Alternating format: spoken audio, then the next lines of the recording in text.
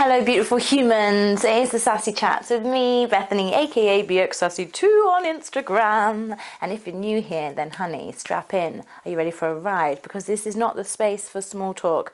No, we go in and we talk about things that tend to be hidden in whispers behind closed doors.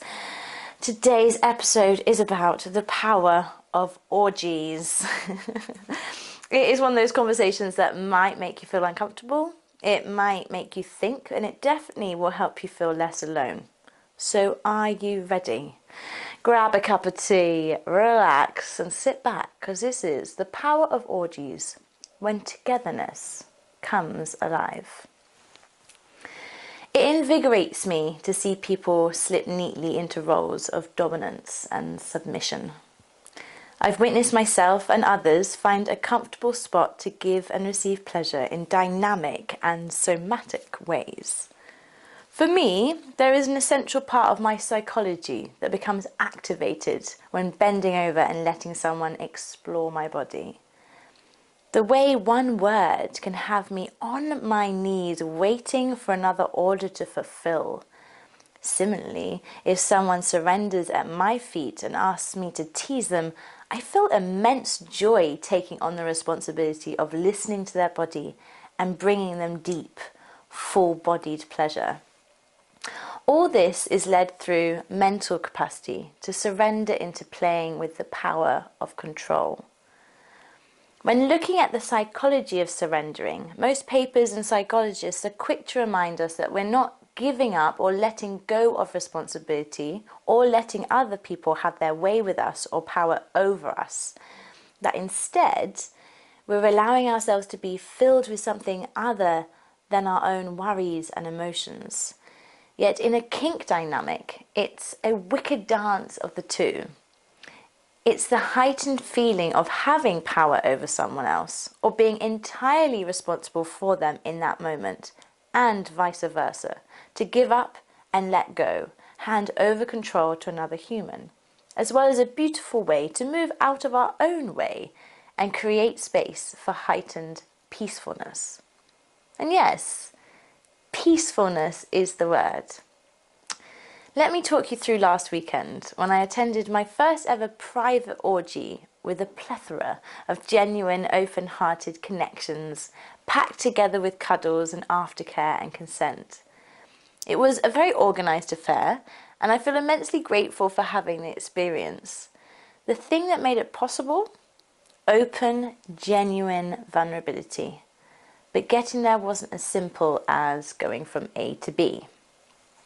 My body and brain went through various forms of anxiety, peacefulness, giddiness, powerlessness, and control that evening. Each emotion exposing another layer to relationships with sexuality and intimacy. Because despite what you may think, I can feel very shy and uncomfortable in situations like these. My stressed emotions were heightened when the group proposed a warm-up game of spin the bottle. Instantly, I was having flashbacks of slumber parties aged 13 with bottles of Prosecco and endless girl-on-girl kissing. The memory of making out with a past friend and being shamed for enjoying myself too much by the other girls ruined my association with Spin the Bottle. I only remember it as a torturous activity that led to over a decade of internalized homophobia. So to be suddenly confronted by a bottle in the middle of a circle full of strangers ignited my discomfort tenfold. I turned to the woman next to me and shared my memory, desperate to get it off my chest and rebuild my relationship with this damn spinning object. She smiled kindly and then shared that she'd never played before. That helped me relax, and I reminded myself I didn't have to do anything I didn't want to. The fear of kissing was strong, but after 3 rounds, I felt myself relax into variations of playing the game that made me feel more comfortable, such as offering people gentle neck nibbles, bites on their nipples, or head strokes instead.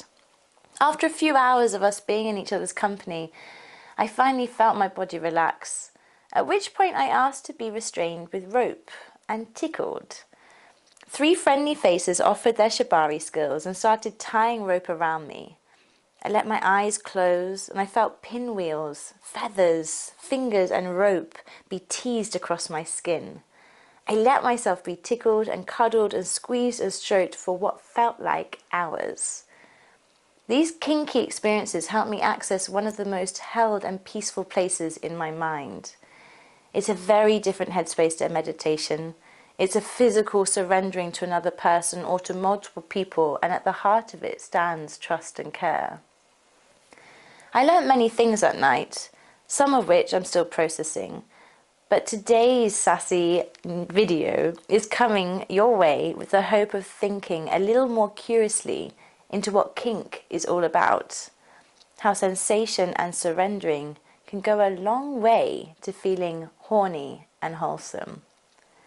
Have a run through these questions, honeys, and have a think. What memories hold power over your sexuality in a shame-riddled way?